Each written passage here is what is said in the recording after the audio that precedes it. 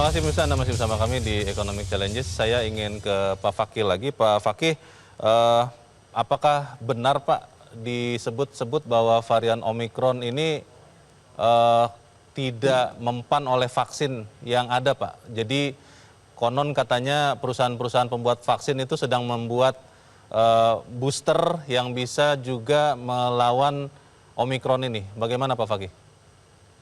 Ya, jadi begini, saya kira info-info yang seperti itu kita konfirmasi ke pihak-pihak yang berwenang terkait ya seperti WHO, kalau di Indonesia di Badan POM, Kementerian Kesehatan. Saya kira pernyataan resmi itu dari badan-badan yang berwenang belum ada ya, belum ada.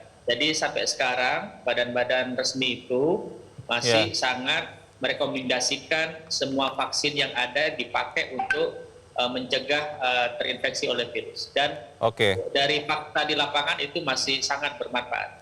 Masih sangat bermanfaat. Terima kasih Pak Fakih. Saya ingin Pak Iwantono. Pak Iwantono, vaksinasi itu harus digencarkan karena itu bisa mendorong ekonomi juga. Kalau pengusaha melihatnya saat ini seperti apa Pak? Apakah pada di awal-awal pandemi kita melihat ketersediaan vaksin yang menjadi hambatan salah satunya. Tapi kan sekarang ketersediaannya sudah ada. Pengusaha melihatnya seperti apa Pak? Oh iya, begini, yang kita harapkan sekarang itu kan vaksin ketiga.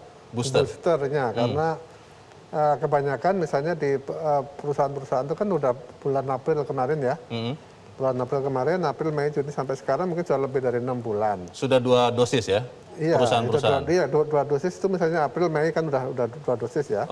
Mei, Juni, Juli, Agustus, September, Oktober, November udah 6 bulan. Itu katanya kalau udah 6 bulan sudah mulai menurun. Sehingga booster kedua itu saya kira sudah waktunya untuk segera dilakukan. Ya. Karena terus terang pengusaha itu tidak terlalu takut dengan prediksi ekonomi yang menakutkan misalnya ya. Yang kita takutkan itu adalah PPKM itu. Pembatasan itu? Iya, karena PPKM itu dari mana datangnya? Datangnya dari virus yang tidak terkendali. Jadi oleh karena itu salah satunya cara memang jangan sampai Omikron itu menjadi merajalela gitu. Betapapun dia tidak berbahaya. Oleh karena itu pencegahannya itu kan satu ya tentu karantina itu harus. Kan di dalam negeri kita sudah bagus ya tingkat tadi sudah dijelaskan kurang dari 200 satu hari misalnya. Tetapi kalau dari luar negeri nanti masuk, nah ini yang berantakan. Jadi kita lebih takut itu, gitu. Oleh karena itu vaksinasi, kemudian juga masker ini, saya yakin betul masker itu mempunyai peran yang, karena saya merasakan sejak pakai masker ini sudah 7 bulan, 8 bulan tidak pernah kena flu gitu. Ya kan, jadi ada hikmahnya ya. Iya, jadi artinya kan dia memang bisa menahan dan saya melihat masyarakat kita juga cukup budaya masker sudah mulai ada gitu. Jadi saya ingin katakan protokol kesehatan tetap dijalankan, pembatasan Omikron itu mesti betul-betul full ya dari Pak Susi saya kira udah bagus menjelaskan prosedurnya, kemudian perilaku masyarakat sendiri, ya kan, kemudian vaksin. Ini adalah satu rangkaian yang harus kita lakukan. Pak Susi, soal vaksin Pak, kita kan bicara soal keamanan, tapi juga di sisi yang lain kita melihat soal pemerataan. Target vaksin di Indonesia kan dosis 1 dan 2, kalau tidak salah baru sekitar 100 jutaan ya Pak, dari target yang menurut Menteri Kesehatan bukan lagi hanya 208 juta, tapi diusahakan semuanya divaksin. Booster ini bagaimana rencananya Pak Susi? Mungkin bisa diceritakan sekarang.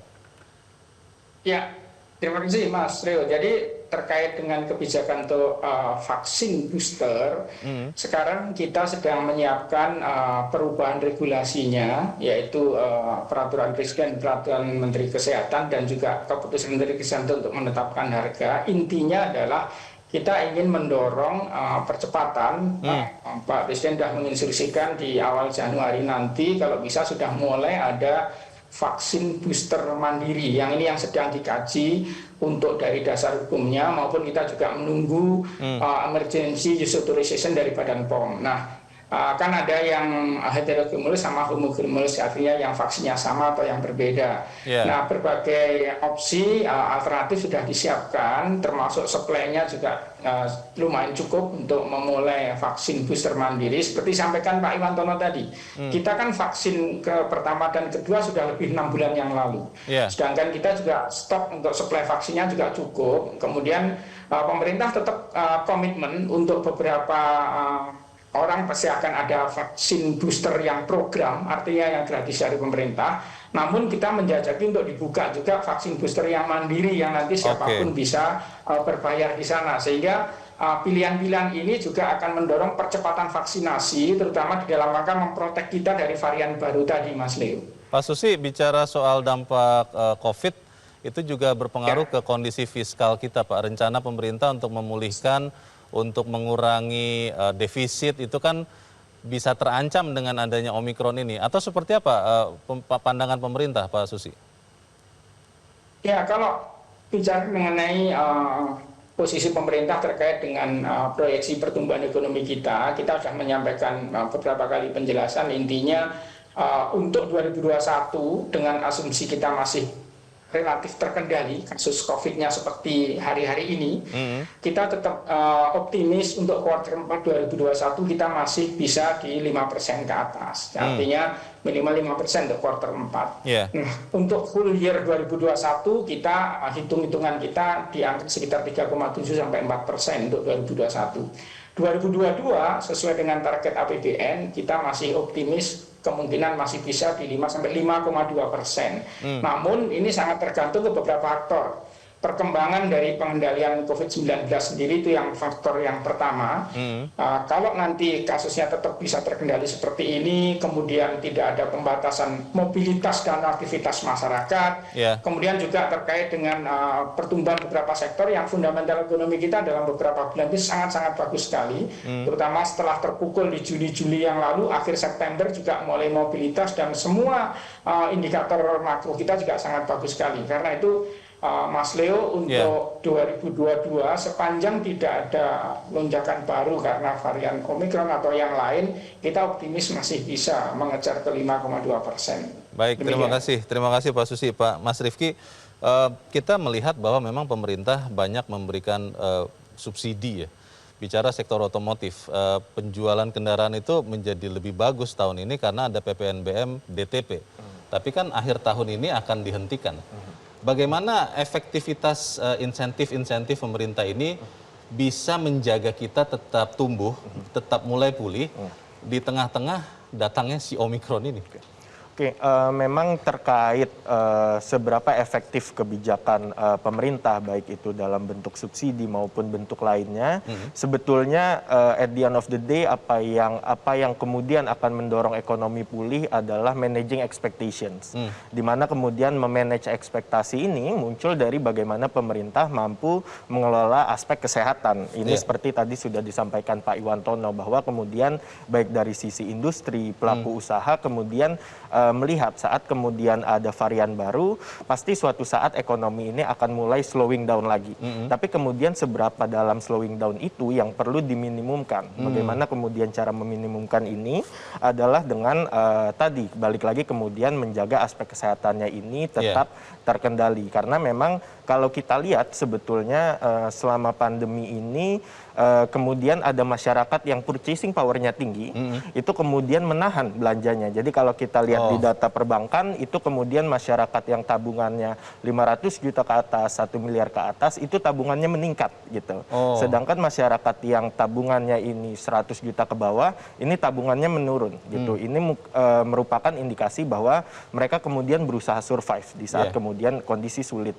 Tapi masyarakat yang kemudian memiliki uang, ini juga tidak mau spending gitu. Jadi artinya untuk kita men-solve dari dua-duanya, bagaimana kemudian masyarakat yang menengah ke bawah ini bisa kemudian kembali produktif, dan bagaimana masyarakat menengah ke atas mau kembali spending adalah kemudian saat aspek kesehatannya ini bisa dimanage secara baik gitu. Jadi kedua-duanya ini akan bermuara ke aspek kesehatan itu gitu. Jadi bentuk apakah itu subsidi PPNBM atau otomotif itu saya rasa adalah bentuk-bentuk kecil yang to some extent bermanfaat, tapi tetap kita mesti solve di masalah fundamentalnya tadi, yaitu kesehatan tersebut. Tapi pertanyaannya Mas Rifki, apakah benar pemerintah itu akan tetap memprioritaskan menangani masalah kesehatan ketimbang ekonomi? Karena kalau bicara kondisi sekarang, tadi Pak Iwantono mengatakan sudah mulai pulih. Kalau kemudian kesehatan itu memaksa untuk diketatkan lagi kegiatan masyarakat, kan ekonominya melorot lagi, bagaimana?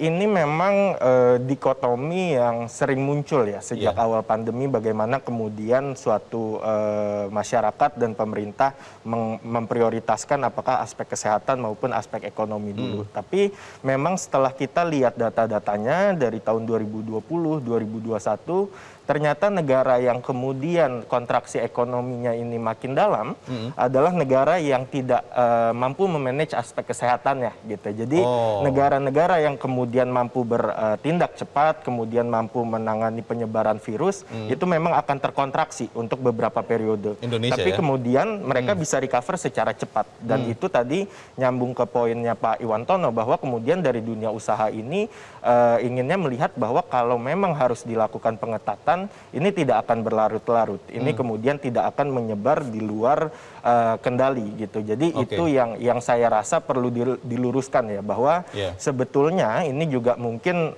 sudah banyak ahli dan ekonom yang sependapat bahwa sebetulnya kebijakan untuk menangani aspek kesehatan juga pada dasarnya kebijakan ekonomi yang paling ampuh saat ini. Baik, Pak Iwantono, kalau Anda melihat sampai sekarang, apa yang perlu diperbaiki lagi mungkin atau ditingkatkan lagi oleh pemerintah untuk tetap mendorong ekonomi tapi kesehatan diprioritaskan, Pak?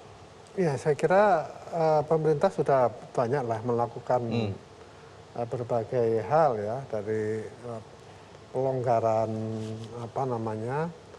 moneter, relaksasi kredit dan sebagainya, itu sudah banyak dilakukan ya.